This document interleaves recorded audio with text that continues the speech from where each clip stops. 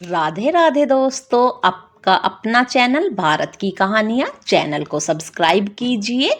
आइए आज की कहानी शुरू करते हैं। संधि विच्छेद। अधीरा पर शक करना कितना भारी पड़ा। धूप बत्ती का धुआं गोलाकार में उड़ता ऊपर की ओर जा रहा था। शायद छत तक पहुंचने की कोशिश कर रहा था, पर इतनी ऊंचाई तक पहुंचने से पहले ही धूप बत्ती के सफेद गोलाकार धुएं के कण सर्पिलाकार होते हुए तितर बितर हो जाते थे। चंदन धूप बत्ती की खुशबू मनोज के नाक में जा रही थी और उसकी सांस जैसे रुकी जा रही थी।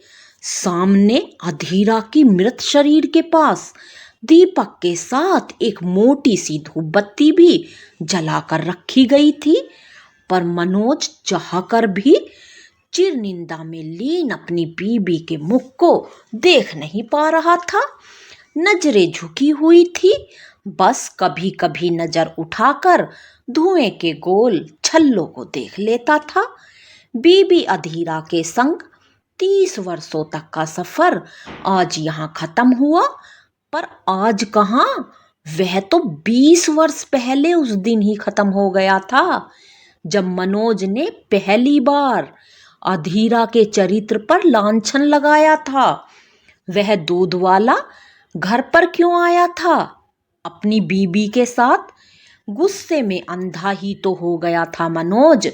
अधीरा घबराते हुए बोली थी, क्या कब? मैं तो कल ही आई हूं अपने मायके से, मुझे क्या पता। मनोज गुस्से से बोला, तेरे पीछे दूध वाला आया था अपनी बीबी के साथ यहाँ, उसे यह दिखाने के लिए कि तेरा और उसका कोई अनैतिक संबंध नहीं है। अधीरा मानो आसमान से जमीन पर आ गिरी। यह आप क्या कह रहे हैं? मैं और दूध वाले के साथ? छी छी, आप ऐसा सोच भी कैसे सकते हैं? पर मनोज कहाँ सुनने को तैयार था। अधीरा का मुंह जैसे अपमान से लाल पड़ गया। मनोज और अधीरा की अरेंज मैरिज हुई थी। मनोज औसत रंग रूप का युवक था और अधीरा गोरी लंबी पढ़ी लिखी आत्मविश्वासी घरेलू और खुशमिजाज युवती थी। पर मनोज उसे बहुत प्रेम करने के साथ साथ उसे लेकर बहुत पसेजीव था। कोई भी एक नजर अधीरा को देख ले तो उसे कतई बर्दाश्त नहीं था। दूध वाला जब अपनी बीबी के साथ उसकी नई कोठी पर आया तो उस दिन सोमवार का दिन था। अधीरा को अचानक अपने दोनों बेटे सैजल और सारांश के साथ मायके जाना पड़ गया था। साप्ताहिक अवकाश के चलते मनोज अपने इलेक्ट्रॉनिक शोरूम की दुकान नहीं गया था और घर पर ही था। बस शक का कीड़ा उसके मन में कुंडली जमाकर बैठ गया और आज अधीरा को डसने लगा।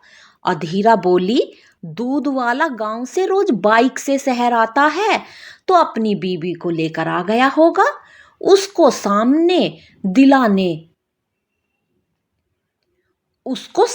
दिलाने या डॉक्टर को दिखाने। कितने ही काम होते हैं गांव वालों को शहर में। पर मनोज कुछ भी सुनने को तैयार नहीं था। अधीरा के खिलते चेहरे पे जैसे पतझड़ आ गया। आवेश में चेहरा गुस्से से तमतमा आया। पर माँ की वह सीख कि गुस्से में पति कुछ भी कहे तो उस समय चुप रह जाना, यह अविश्वास का दीमक गृहस्थी की जड़ों को खोखला कर देता है, याद करके चुप रह गई। 8 और 10 वर्षीय सजल और सारांश इस सब से बेखबर थे, पर माँ की सुनी सुनी रोती आंखें, मुरझाया चेहरा बहुत कुछ कहना चाहती थी, मगर मासूम बच्चे उन्हें पढ़ भी नहीं पाते थे। एक आम युवती की तरह उसने बस प्रेम पूर्वक जीवन की ही कामना की थी। जिन लम्हों की तमन्ना उसने तमाम उम्र की, वह लम्हे मिले तो पर इतने कम मिले कि उनका मिलना न मिलने के दुख से 2 गुना हो उठा। तेज रोने की आवाज से मनोज जैसे अतीत से निकलकर वर्तमान में लौट आया। अधीरा की दोनों छोटी बहनें अनुभा और सुगंधा भी आ गई थी और लाल साड़ी में लिपटी लेटी अधीरा को देखकर उनके आंसुओं की बांध टूट पड़ा था।